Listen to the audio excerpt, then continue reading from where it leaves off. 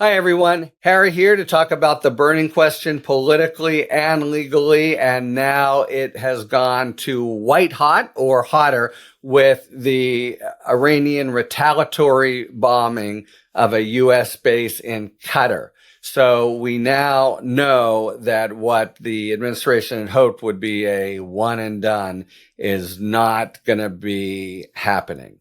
So let's talk first about the basic legal framework. This is obviously a very tangled web. You're hearing things on all sides. I am not an expert on the law of war, but I think I know what's going on in debate, and I think I can sort of lay it out in a way that grounds what you're going to be hearing and the sort of thicket we'll be pushing through in coming weeks. Let's start here. Bombing, adversary, the aggressive move to take out preemptively force that could be used against you because it could, it's an act of war. There is not a lot of consensus on different kinds of issues. That I think that it is an act of war would be a point in common by most experts in the law of war. Second, the Constitution very clearly leaves it to Congress to declare war. And of course, they didn't do it here. They weren't even consulted. So you would think that's it. We're at war and he violated the Constitution. And that may, in fact, be the most accurate and clean way of thinking about it. At a minimum, it's the background fact that is animating all the kind of political maneuvering that's happening now, where both Vance and Trump called it war, and now they're reversing because if it's war, they obviously didn't consult Congress. That's a straightforward constitutional violation. Okay, that's the background and a way to think about it. And look, let's analogize it to Pearl Harbor. And Pearl Harbor, they took out more things, but it seems pretty similar. That was an act of war. You bomb a sovereign country like this, it's an act of war. Okay, but let's take that as a backdrop. And second point, for the last 50 years or more, administrations have been pushing on exactly this point and doing things that are military hostilities that they try to characterize as other than an act of war, precisely so that they're not violating the Constitution. The last declared war by Congress in this country, paused, 2, 3, 4, anyone? Second World War II. So in some legal netherworld, Korean War, not a war. Vietnam War, not a war. Post September 11th, not a war. But that's because the country, and especially the executive, have sought out a legal construct that puts them on firmer ground. Okay? So, act of war seems very simple. It certainly is an act of war. I think that's really unassailable, and Congress didn't declare. Okay. And third point, this is not unique to the Trump administration. Let me, in fact, give you probably the best example. Libya 2011, the Obama administration, Gaddafi regime, just along with NATO, all kinds of bombing goes on for a while. They called it not a war for different kinds of reasons, having to do with how long it lasts and what they're trying to do. But they're dropping bombs. Thousands are killed. The Obama administration called it it's a pretty good government doublespeak term, kinetic military action, not a war. Okay, so that we're in the sort of whole rhetorical fight about whether something is a war, and we're there because of the constitutional background.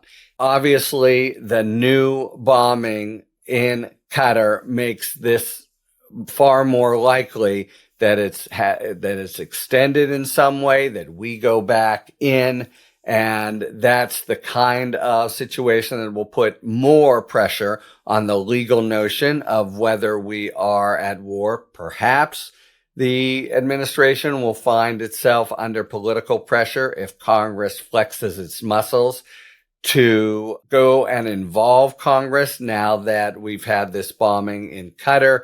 Trump, of course, has promised retaliation if there was any act of retaliation like this on Iran's side. So the whole situation legally, but really now politically, geopolitically, and just, human danger on the ground has suddenly redoubled or more now that Iran has responded with a bombing of a U.S. base in Qatar.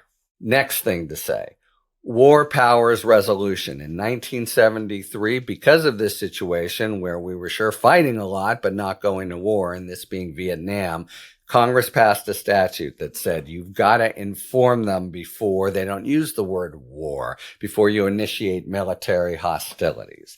And that would be a claim that the administration certainly did not do that. It is a war, but if it isn't, it's got to be military hostilities, right?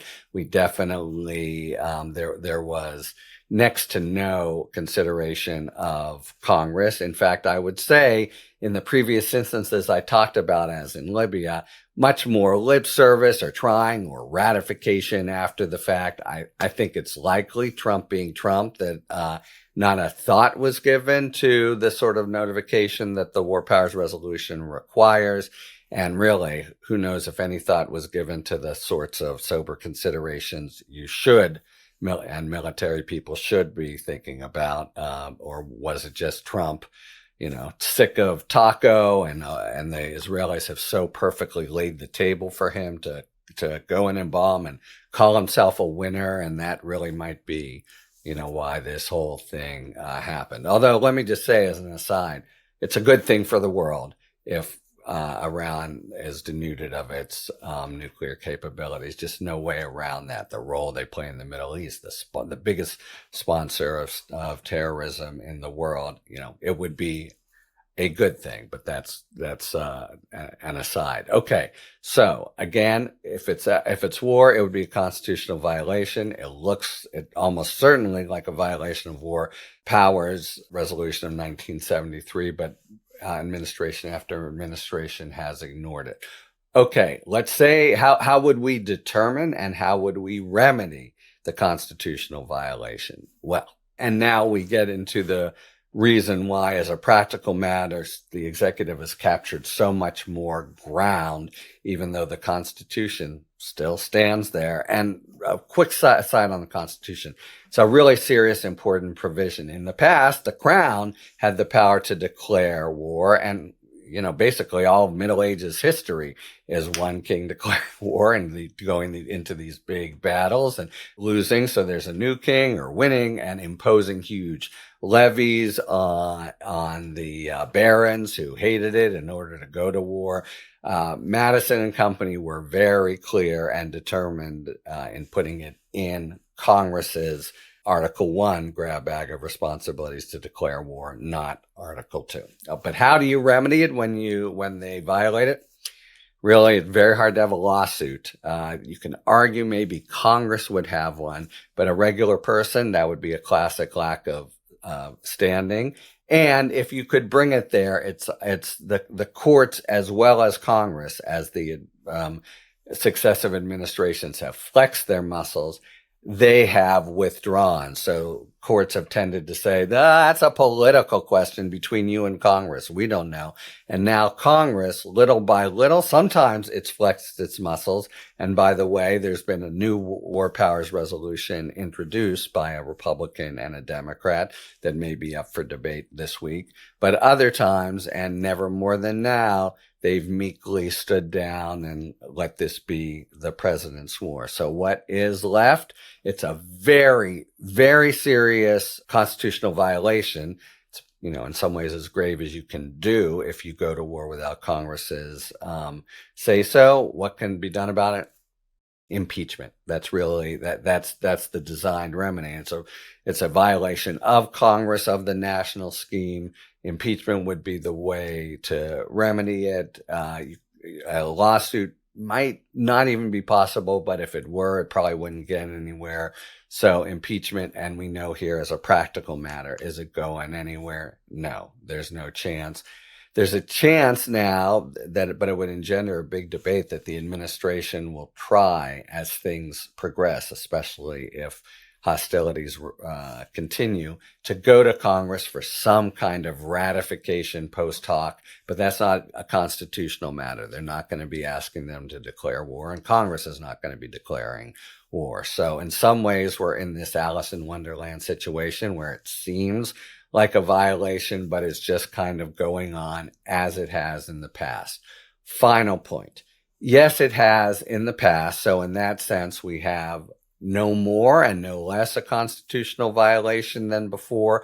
But I think this all has to be funneled through the grave domestic situation we already were in.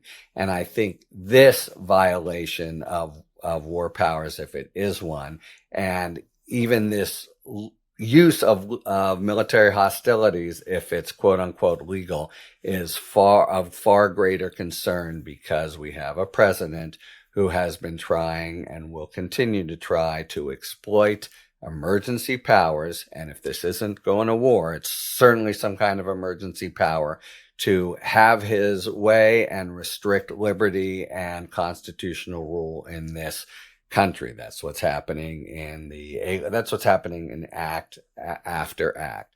And so there is a risk here that it sort of gives him a tailwind and makes it sort of a fait accompli that he can do this kind of thing for people who oppose it, and kind of makes it that's where we are now for people who don't oppose it. So I think there are concrete ways in which this advances the very dangerous Trump authoritarian agenda. And for that reason, it makes a violation that's no less than others into one of greater practical concern.